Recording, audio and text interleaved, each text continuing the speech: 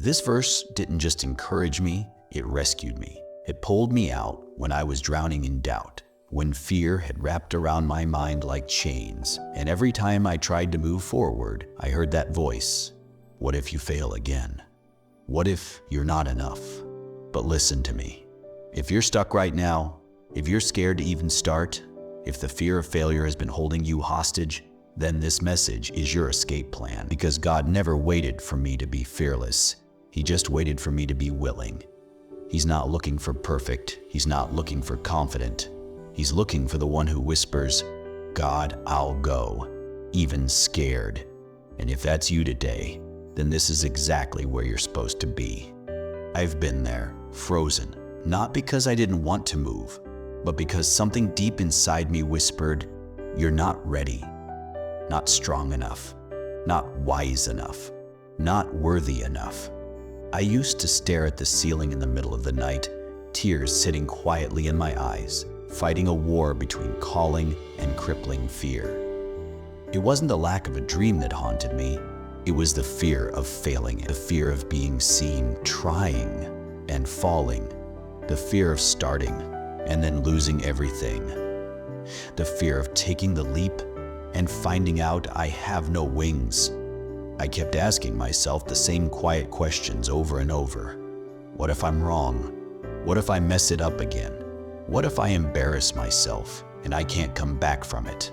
And worst of all, what if God is silent when I need Him most? See, I wasn't lazy. I wasn't unmotivated. I was just afraid. Afraid to hope again. Afraid to believe again. Afraid to trust that something beautiful could still come out of me. Because let's be honest, I've made mistakes. I've failed before. I've started things and watched them fall apart. I've hurt people. I've been hurt. And that pain, it sticks. It lingers like a shadow behind every decision. And I thought, maybe I'm disqualified now. Maybe God has better options, better people, stronger vessels. But here's what I didn't understand back then. God isn't afraid of your fear. He's not disappointed in your hesitation. He's not looking for polished, perfect people. He's looking for the one who says, God, I'm scared, but I'm still here. God, I'm broken, but I still believe. God, I've got doubts, but I'm willing. And that's where He met me. Not when I had it all figured out. Not after the fear disappeared, but right there, in the middle of the storm, when my knees were weak, when my voice was shaking, when my confidence was low and my heart was tired. God leaned in close, put His hand on my shoulder, and He didn't give me a roadmap. He didn't give me applause. He gave me a whisper, a holy whisper that changed everything. Do it scared, I'm with you. Those 4 words lit a fire in the ashes of my soul, because they told me courage isn't about being fearless. It's about trusting God more than you trust your fear. He never asked me to be perfect. He never demanded I be fearless. He simply asked me to say yes. Yes, even with a trembling heart. Yes, even if I'm crying while I step forward. Yes, even if no one understands why I'm doing it, because obedience doesn't require clarity. It requires faith. And faith doesn't wait for perfect conditions. Faith moves in the mess. It moves in the fear. It moves when it doesn't make sense, because it trusts who is calling. So now I get it. God doesn't use people who are ready. He uses people who are willing. And if all you've got is a shaky voice and a scared heart, that's enough. It's more than enough. Because when you move with fear, but you move anyway, He moves with you. Quick pause. If this already hits your heart, comment right now. That's me. Let fear know it doesn't get the last word. Let's go to the Word. Not just for comfort, but for clarity. Not just to be inspired, but to be realigned. Because sometimes what we need most isn't more advice, it's more truth. And here it is. 2 Timothy 1:7, "For God has not given us a spirit of fear, but of power, love, and a sound mind." Now let that sit. Don't rush past it. Let it breathe. Let that one truth land right in the middle of your anxiety, right in the swirl of your mental chaos, right where fear has built a little corner of control.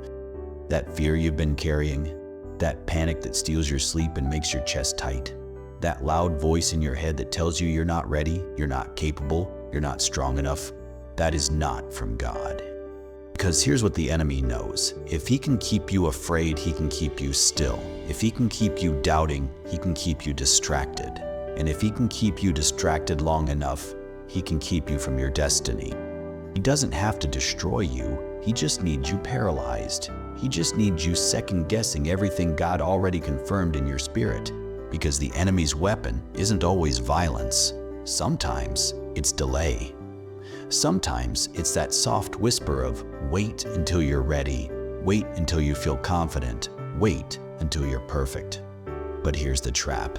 If you always wait for fear to leave, you'll never move. Let me tell you a story, a real one.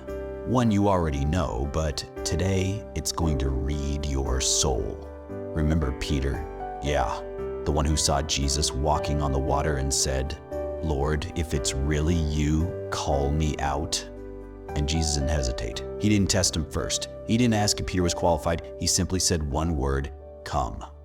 And in that one word was all the permission Peter needed to do something completely illogical. He stepped out of the boat. He walked on water. For a moment, he did the impossible because he believed. But then something shifted. Peter looked around. The wind, the waves, the storm, and suddenly he saw more of the problem than the promise. And just like that, he began to sink.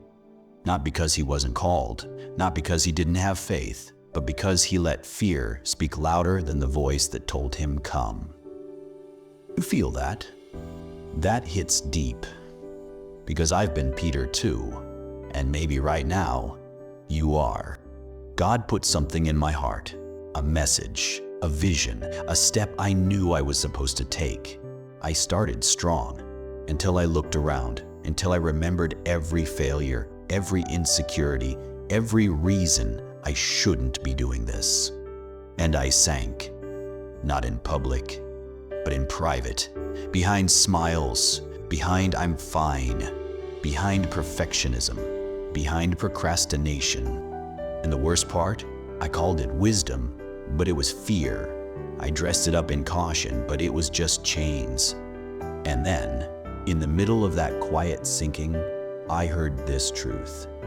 The fear you're obeying is the same fear blocking the freedom you've been praying for. That wrecked me, because how many of us are praying for breakthroughs while bowing to fear?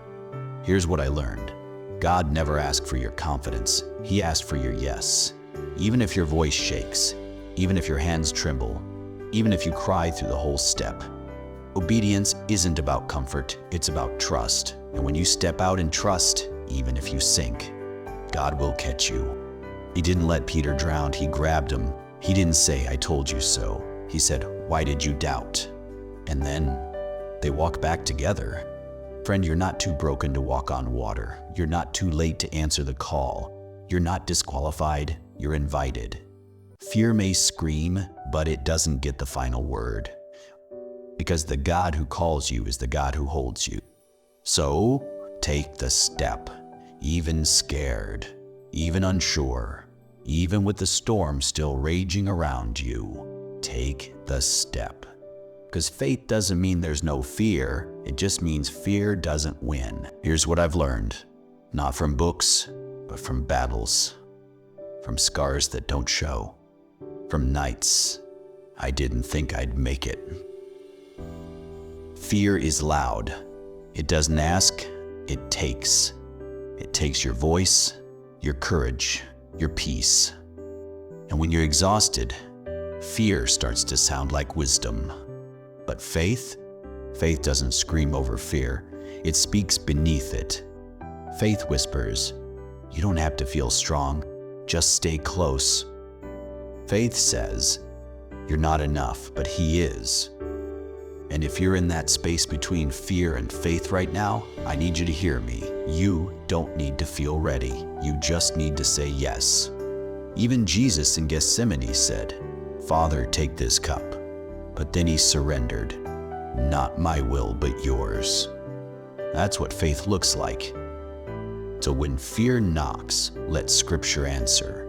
When doubt screams, let God's voice thunder back. When you're trembling, walk anyway. When you feel unqualified, go anyway. Because your miracle won't start with your confidence. It'll start with your obedience. So if this message hit your spirit, don't just scroll away like nothing happened. Drop a comment right now. I'm stepping out. Say it boldly. Let fear hear it. Let God see it. Let your old quiet self be silenced by your new obedient self. Share this with someone who's paralyzed by fear. Be their lifeline. Save this video. Because fear doesn't leave forever, but this message will still be here when it returns. Subscribe to Jesus Elated Faith, because every video on this channel is a battle cry for those who feel like giving up. We speak courage, we breathe life, and we walk by faith together. Let me leave you with this. If your knees are shaking, walk anyway. If your voice is cracking, speak anyway. If your past is messy, move anyway. Because your next chapter isn't waiting on your perfection, it's waiting on your yes. So breathe. Wipe your tears. Take the step. Not because you feel brave, but because you are loved. And the one who loves you, He's already walking ahead. You're not just stepping out for your future. You're rescuing the part of you that stopped believing. Your fear isn't final. Your failure isn't fatal.